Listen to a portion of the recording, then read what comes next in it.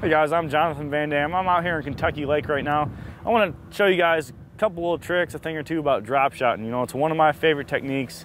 It's a very effective technique about anywhere in the country, from the West Coast all the way to, you know, northern smallmouth territories. It's a great technique.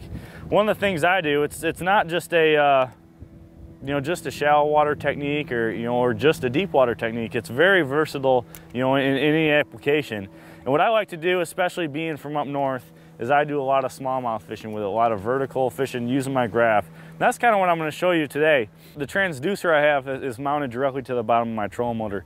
And the beam, what you try to do is you want to try to keep it on the narrowest beam. Most of the units these days have dual beam transducers. So what you want to make sure you do is you want to have this, you want to select the beam that's going to be the narrowest. And that's really going to help pinpoint that area that's directly underneath your trolling motor. If you get a wider cone, you might have the area that's kind of around you a little bit. You're just picking up parts of the fish. When you're drop shotting vertically like this, you want to make sure, again, on the narrowest beam that you have, so you're really seeing what's right directly under the trolling motor. And you're basically just going to drop over the side. So you want to watch your graph, and what I do is I search, with my trolling motor until I'll see a fish on there. And once you see a fish, usually what you want to do is you want to drop your bait almost directly on your trolling motor. Obviously, you want to make sure you don't hit the button because you'll set your line up. But so you want to, once you see a fish, you want to drop this thing, and I drop it literally right next to them. There's a fish there, and you drop it right there, and you can actually watch your bait. This is actually the drop shot and the weight going down. So you can kind of get a sense to where your bait's going to be too once you drop it. There's some more fish coming up too. So you really want to, and generally if you don't get a bite right away, you want to pick it up, and drop it right back down there. There's still a fish under us, so I'm just going to drop it right back down. You can follow it almost all the way to the bottom in most cases. And sometimes you'll even see, especially with smallmouth, you'll see that fish react to the bait as it goes down. And I use the new weight from Strike King. This is their new tour grade tungsten drop shot weight. It's got the kind of a bell kind of shape, teardrop kind of shape, which is great around rocks. It's also great around grass too, so it won't get hung. Couple that with the Dream Shot, my personal favorite drop shot bait, one of the best that I've found.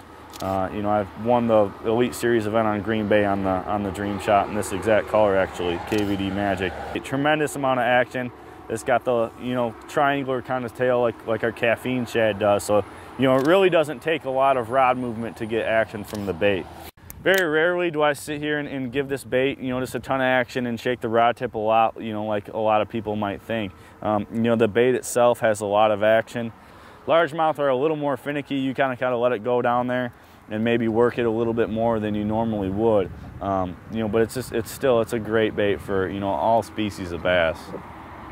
For this particular bait, the Dream Shot, I use this. This is a Trocar 1/0 finesse worm hook, and it's got the little keeper on it, similar to a flipping hook. But I just Texas rig these. A lot of people nose hook, and I found especially when you have real finicky fish, a lot of times they'll just kind of bite the worm. And with a nose hook, you set the hook, you'll pull the bait right off. And this one, you really get a better hook set into them.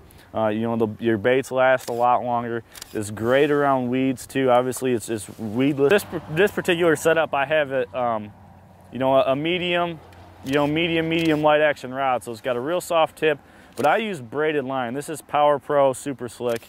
Their new braided line, and I have it coupled with a little swivel here to a fluorocarbon leader. What this braid's going to do is it's really going to maximize my sensitivity.